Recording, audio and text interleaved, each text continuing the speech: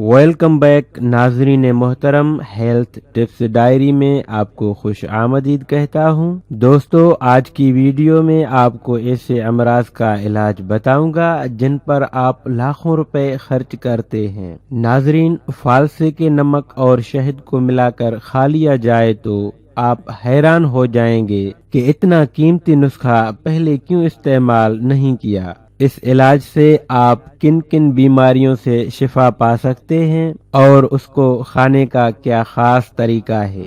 سب سے پہلے آپ کو میں فالسوں سے نمک بنانے کا طریقہ سکھاؤں گا۔ اگر آپ یہ بنا بنایا لینا چاہیں تو یہ آپ کو کسی بھی پنسار کی دکان سے بآسانی مل جائے گا۔ اگر آپ وہ نمک اپنے گھر میں بنانا چاہتے ہیں تو اس کے لیے آپ کو 1 کلو فالسا چاہیے۔ ان فالسوں کو اچھی طرح صاف کر لیں، بعد میں ان کو گرائنڈر کی مدد سے گرائنڈ کر لیں۔ اب گرائنڈ شدہ فالسوں کو اچھی طرح ہلکی آنچ پر پکائیں، ساتھ ساتھ لکڑی کے چمچ کی مدد سے ہلاتے رہیں یہاں تک کہ فالسے فرائی پان میں جل جائیں۔ اب جو تھوڑے سے مقدار میں چیز بچے گی وہ ہے آپ کا نمک۔ تو جلدی سے میرے چینل کو سبسکرائب کر دیں اور لائک بٹن پر کلک کر دیں۔ اگر پہلے سے ہی آپ میرے سبسکرائبر ہیں تو دل سے آپ کا شکر گزار ہوں۔ اب اس نمک کی ایک چٹکی کو 1 چائے کے چمچ شہد میں مکس کریں اور چاٹ لیں۔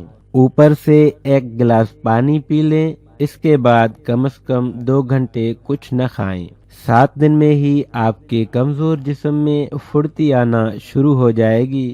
یہ دراصل جگر کی گرمی کے لیے 100% آزمودہ علاج ہے۔ جگر کے تمام امراض، چاہے وہ خون کی کمی ہو، کوئی بھی یرکان ہو، جسم کی کمزوری، آنکھوں کی کمزوری، بالوں کا گرنا اور خون کی کمی کی وجہ سے چہرے کا مرجھا جانا اور شائیوں کا بننا، سب کچھ فالسے کے نمک کی 1 چٹکی سے انشاءاللہ ٹھیک ہو جائے گا۔